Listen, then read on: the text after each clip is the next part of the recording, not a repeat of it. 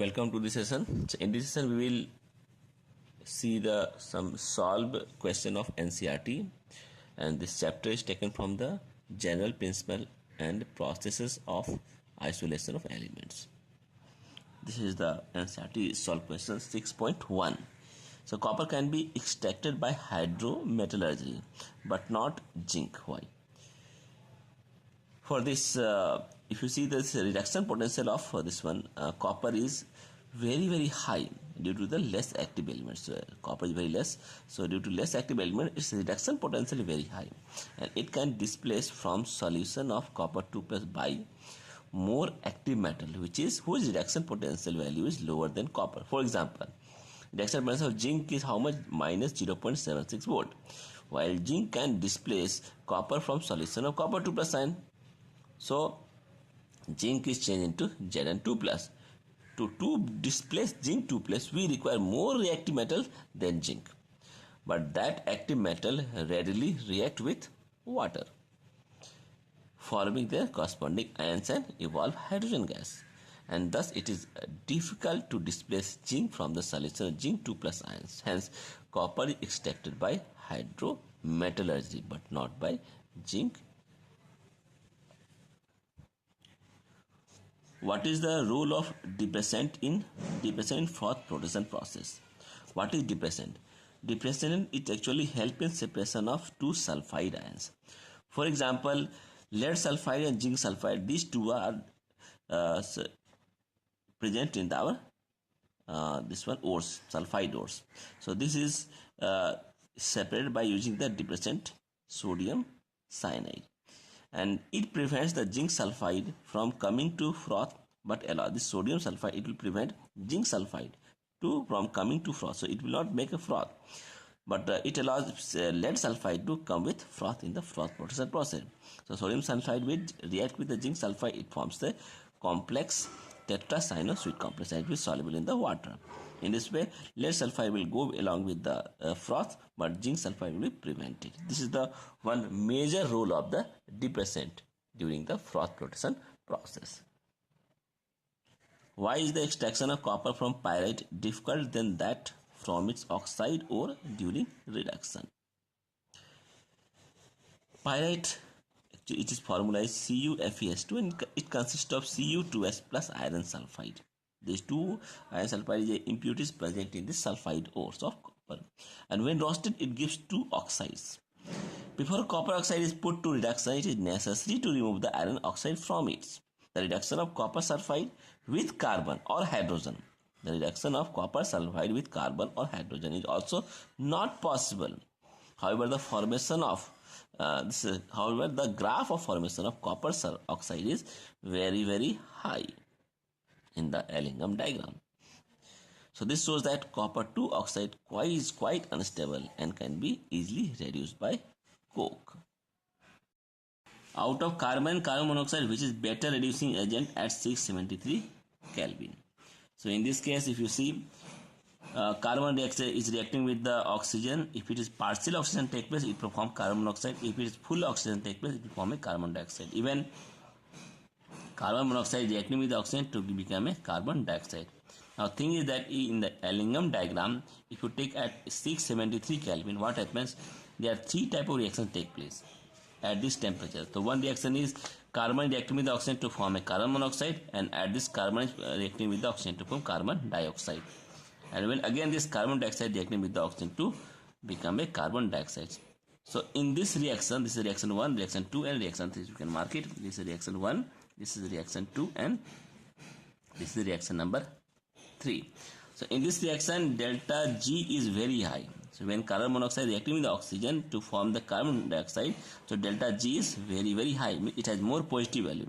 But while in these two cases, the delta G formation of the CO from the carbon and CO2 from the carbon is less at 673 Kelvin. So if it is less, means the carbon monoxide will be a better reducing agent than carbon. Let us look at the diagram to make it more clear. So this is an Ellingham diagram of carbon. You can see carbon oxide and carbon monoxide. So at 673 Kelvin, you can see carbon monoxide reacting with the oxygen to form carbon dioxide. In this case, delta G naught is very less negative. It's more positive with increase of temperature. In this case, carbon plus oxygen to form the carbon dioxide, delta G is almost independent of temperature. So it's not depending upon the temperature. It is parallel to temperature. But you see this one, when carbon is reacting with oxygen to form carbon monoxide at 673 Kelvin, delta G is more negative with increase of temperature. That's why the carbon monoxide is a very good reducing agent than this one, carbon. Name the common element present in the anode mud in electrolyzing refining of copper. Why are they so present? In anode mode, antimony, selenium, tellurium, silver, gold and platinum, these are the less reactive metals that could not be affected by the copper sulfate and H2SO4 solution. Hence, they settle down as a anode. So, these are called as the anode mud. Write down the reactions taking place at different zones in the blast furnace during extraction of iron. So, this is a long question. So, on the basis of variation in temperature, there are 4 zones where the different chemical changes occur. So these 4 zones are combustion zone, slag formation, reduction zone and fusion zone. So this is the lowest part of the blast furnace, while the reduction zone is the upper part. And just above the combustion zone, that is the combustion zone, that is the fusion zone. And in middle is the slag formation central zone. So like this is there. So sequentially first fusion zone, then after fusion zone, this is called the uppermost zone, then central zone, then the combustion zone. What happened in combustion zone? So in combustion, actually the coke which is coming from the hopper will react with the oxygen to form a carbon dioxide, and it is giving this much energy kilojoule. And this, when temperature becomes 2170, which is the lowest part, then what happens? The CO2 rises upward and it meets with the red hot coke. So at this highest temperature, the lowest zone, so this will react with the coke again, and coke CO2 is reduced to carbon monoxide. First CO2 is formed in combustion zone, then it's converted to CO, and it will react with again coke to form a carbon monoxide there. And for this we require 1422 Kelvin. Temperature falls, means it is falls from 2170 to 1422 Kelvin. Then carbon monoxide is formed. Second part, in slag formations, what happens? In slag formation, this much temperature we require. So calcium carbonate, which is coming from the limestone, so at this temperature it's converted to carbon dioxide. So this will carbon dioxide. Then calcium oxide, this is the basic oxide, will react with the impurities present in the iron ore, that is silica oxide. It forms calcium silicate. Phosphate, silicates and manganetes, and all are reduced to phosphor, silica and manganese respectively. So they are partially absorbed by the iron and partially by the slag, and also absorb these impurities, and slag also absorb these impurities.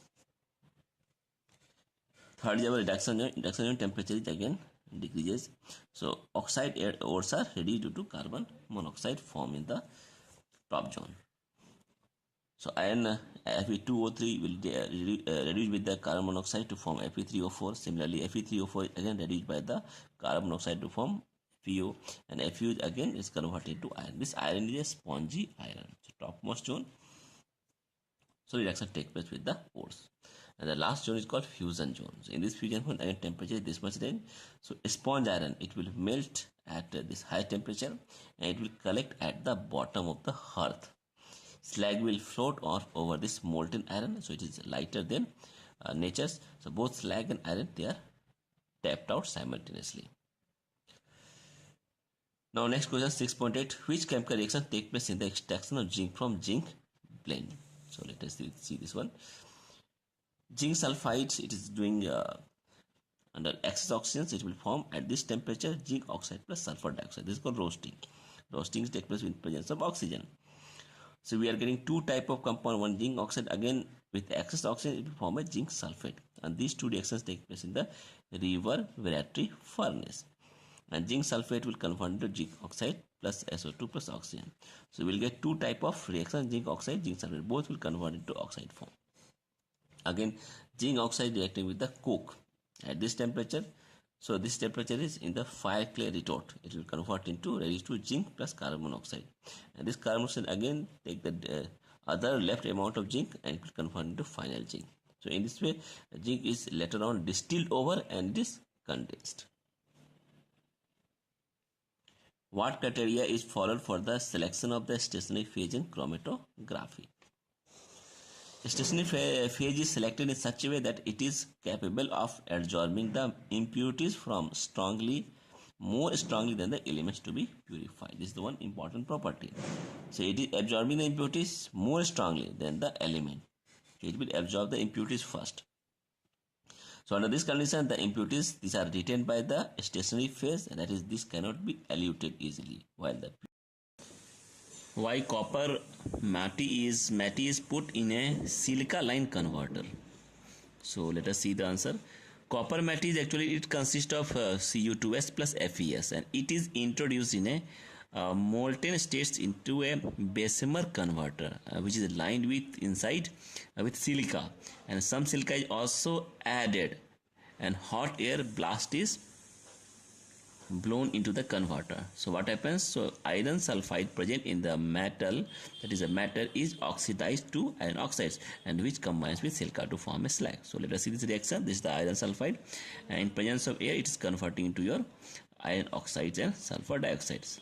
Then again iron oxide reacting with the FeSiO2, this is impurity, and is converted to slag. This slag is nothing but the ferrous silicate. So thus copper matte is heated in a silica lined converter to remove iron sulfide present in a matte in the form of iron silicate slag. How is leaching carried in case of low grade copper ores? So leaching of low grade copper ores is carried out with acid. Acid means dilute H2SO4 in presence of oxygen, when copper 2 plus ions come out into solution. So this is the reaction. So let us see the answer.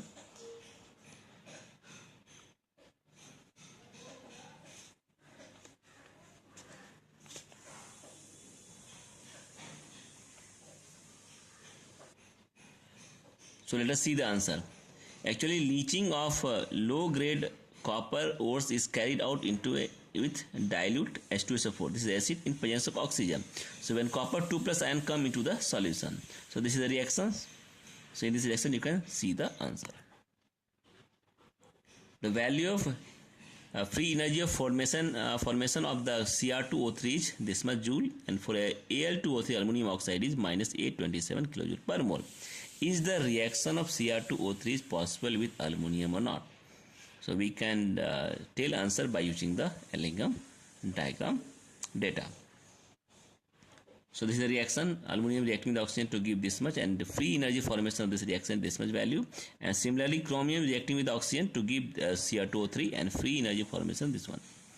So if you subtract 2 minus 1 means we will get this reaction and this chromium, and if you see the free energy formation, it is coming minus 287 kilojoule per mole, and since delta G is negative, this means that this reaction is possible, this redox reaction is fully possible. Predict condition under which the aluminum might be expected to reduce magnesium oxide. So condition means if you give the temperature above 1623 Kelvin, then aluminum can reduce magnesium oxide, converting into oxide plus magnesium. So this condition where aluminum is reducing magnesium oxide means aluminum oxide is more stable than the magnesium oxide. The choice of a reducing agent in a particular case, it depends upon the thermodynamic factor. How far do you agree with this statement? Support your opinion with 2 examples. So with this example, we will see how the reducing agent in a particular case depends upon the thermodynamic factors. Very nice example, see here. In the Ellingham diagram, if the lower delta heat of formation at standard state of any metal oxide is more stable than delta G standard state of higher molecular metal oxides. So what does this mean? This means that the metal oxide which is placed lower in the diagram, the metal oxide is placed lower in the diagram, cannot be reduced by the metal involved in the formation of the oxide which is placed higher in the diagram. However, reverse can readily take place. Note this point, reverse can take place, means if it is lower order, it can reduce. Thus, aluminum oxide cannot be reduced by chromium, but Cr2 oxide, chromium oxide can be reduced by aluminum. So let us see these examples. So at 1773 Kelvin, this is the reaction of both this one. So free energy of aluminum is minus 900, while the free energy of Cr is minus 500. Now for reduction of Al2O3 with chromium, so subtract second minus 1. On subtracting, you will get this equation, and you will get the delta G is 400 kJ per mole. Now see the delta G. If you see the delta G is positive. If positive means this reaction is thermodynamically not possible. Now for the reduction of Cr2 with aluminum, so what you have to do? So you have to subtract 1 minus 2. 1 minus 2. So we are doing reduction of Cr2 with the help of aluminum. So in that case, what will happen? On subtracting, you will get the delta G is minus 900 plus 500. So you will get minus 400 kJ per mole. And now this delta G is what? It is feasible. It is positive means it is feasible. So similarly, both aluminum and zinc, it can reduce iron oxide to iron, but iron cannot reduce Al2O3 or zinc oxide. Why? Because the thermodynamic, same is thermodynamic region.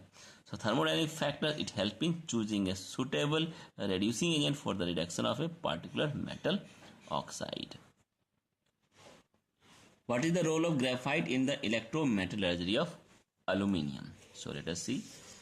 Actually, in the electrolytic reduction of alumina, a fused mixture of alumina, cryolite and fluorspar is electrolyzed using graphite as the anode and graphite lined iron as a cathode.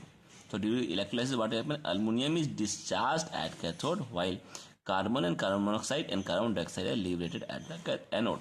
So let us see the reaction. Reaction is like this. So in this you can see it.